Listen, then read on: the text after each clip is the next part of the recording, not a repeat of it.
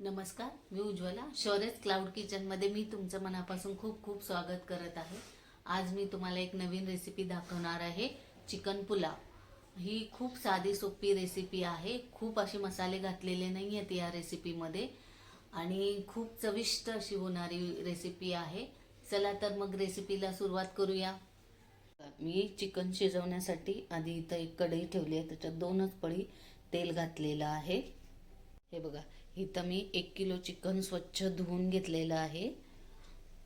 हे बघा, तेल आता चांगलं तापलेलं आहे. त्याच्यात आता आपण हे धुतलेलं चिकन घालायचं आहे. बघा, सगळं चिकन मी याच्यात घातलेलं आहे. हे लगेच हलवायचं नाही आहे, एक 5 मिनिटांनी मगच हलवायचं आहे.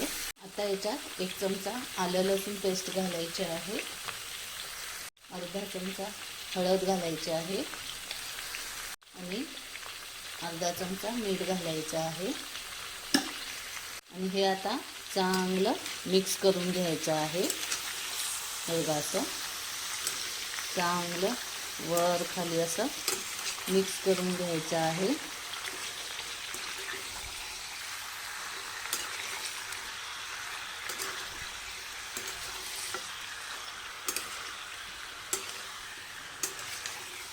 हळद, मीठ, आलं लसूण पेस्ट सगळीकडे लागली पाहिजे.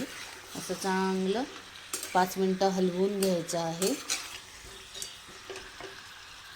हे बघा, चांगलं 5 मिनिटं हलवून घेतलेलं आहे. सगळीकडे आता हळद, मीठ, आलं लसूण पेस्ट लागलेली आहे.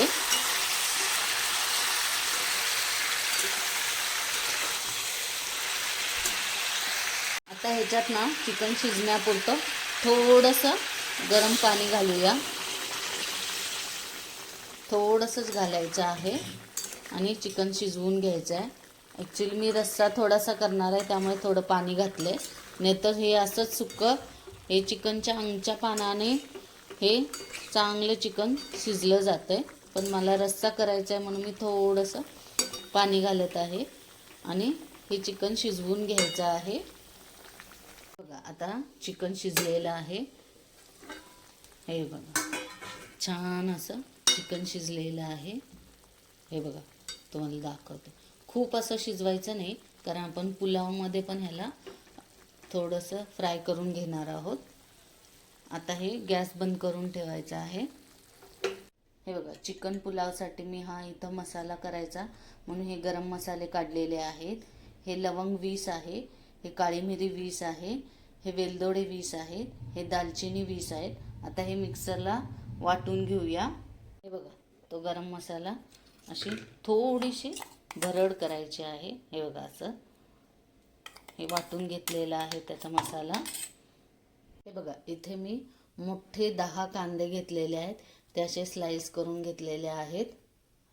हे बघा, इथं चिकन पुलाव बनवण्यासाठी मी हे पातेलं ठेवलेलं आहे. त्याच्यात हे बघा, जवळजवळ 8 ते 9 पळी तेल घातलेलं आहे.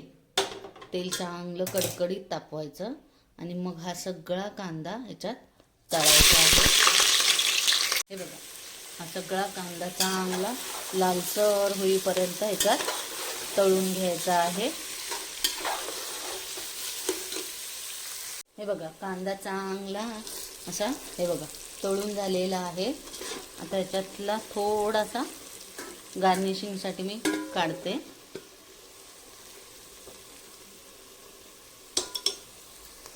हा कांदा ना, हे बघा, असं असं चारी बाजूला गोल असं करून घ्यायचं आहे आणि हे मगाशी शिजवलेलं चिकन आहे ते असं मध्ये घालायचं आहे. हा मगाशी मिक्सरला लावलेला सगळा मसाला असा हे बघा या पीसवर सगळा घालायचा आहे. ह्याच्यात मिरच्या घालायच्या आहेत, 4-5 मिरच्या चिरून घालायच्या. ओलं खोबरं घालायचं आहे, 1 मोठी वाटी.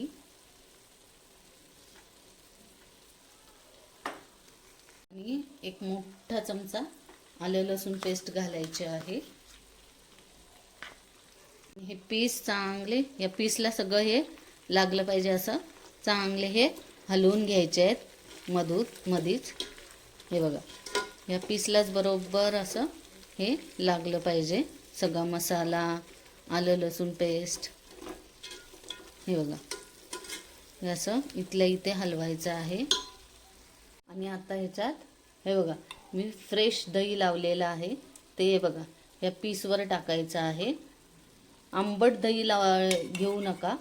हे बघा हे फ्रेश दही असं मी घेतलेलं आहे. हे 1 वाटी घ्यायचं आहे. पीसलाच फक्त लागलं पाहिजे. असं तिथल्या तिथे हलवून घ्यायचं आहे. हे बघा असं छान असं त्या पीसला सगळं लागलं पाहिजे.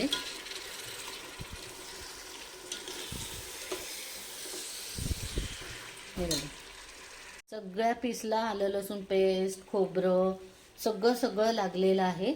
आता फक्त कोथिंबीर घालायची आहे आणि आता सगळं हलवून घ्यायचं आहे. हे बघा असं कांद्यासकट सगळं हलवून घ्यायचं आहे. हे बघा चांगलं असं. आता थोडंसं चवीनुसार मीठ घालायचं आहे, अर्धा चमचा. परत चांगलं हलवून घ्यायचं आहे. हे बघा असं व्यवस्थित सगळं एकजीव झालं पाहिजे. हे बघा असं.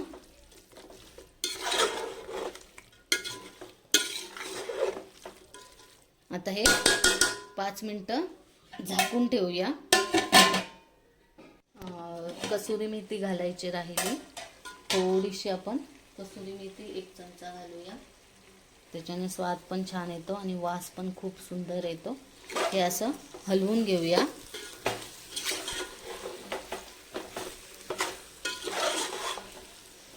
आणि 5 मिनटं झाकून ठेवूया. हे बघा इथं मी तांदूळ आता शिजवण्यासाठी पाणी ठेवलेलं आहे. ह्याच्यात दुसरं काही घालायचं नाही आहे. मीठ, मसाले वगैरे. प्लेन तांदूळ शिजवून घ्यायचा आहे. हा बघा हा बासमती तांदूळ आहे. 3 मोठ्या वाट्या घेतलेल्या आहे. अर्धा तास मी भिजत घातलेला होता. 2-3 वेळा पाण्याने स्वच्छ धुवायचा आणि मग अर्धा तास भिजत घालायचा. तो आता ह्याच्यात घालून शिजवून घेऊया. बघा तांदूळ आता व्यवस्थित असा शिजलेला आहे. हे बघा असं 90% शिजवायचं आहे. हे बघा असं चांगला शिजलेला आहे. आता आपण हा गाळून घेऊया. झाकून ठेवलेलं आता चांगलं आहे बघा वाफ आलेली आहे. आता हे हलवून घ्यायचं आहे. हे बघा चांगलं सगळं एकजीव झालेलं आहे. आता तो शिजवलेला भात थोडा थोडा करून ह्याच्यात घालून मिक्स करायचा आहे. बघा आता हा शिजवलेला भात आहे तो थोडा थोडा करून सगळा मिक्स करून घ्यायचा आहे.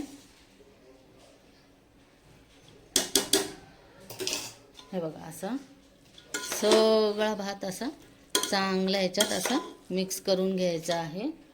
बघा हे असं सगळं एकजीव केलेलं आहे. आता ह्याच्यात मीठ जरा कमी होतं म्हणून थोडंसं मीठ घालत आहे आणि परत हलवून घ्यायचं आहे. सगळं मिक्स करून झालेलं आहे. आता वरून हा मगाशी तळलेला कांदा जो काढला होता तो थोडासा असा घालायचा आहे. थोडीशी कसुरी मेथी अशी किंचितशी घालायची आहे. थोडंसं ओलं खोबरं असं वरून घालायचं आहे गार्निशिंगला. हे बघा असं. ही बारीक चिरलेली कोथिंबीर ही पण अशी वरून घालायची आहे. सगळ्यात शेवटी हे बघा तूप आहे ना असं कडेने सगळ्या सोडायचं आहे. छान असा भात असा मुरला जातो आणि मध्ये थोडंसं सोडायचं आहे. आणि आता हा 15 ते 20 मिनटं स्टीमला ठेवायचं आहे. चांगलं घट्ट झाकून. हे बघा हे घट्ट झाकण लावून बारीक गॅसवर 15 ते 20 मिनटं आता स्टीमला ठेवत आहे.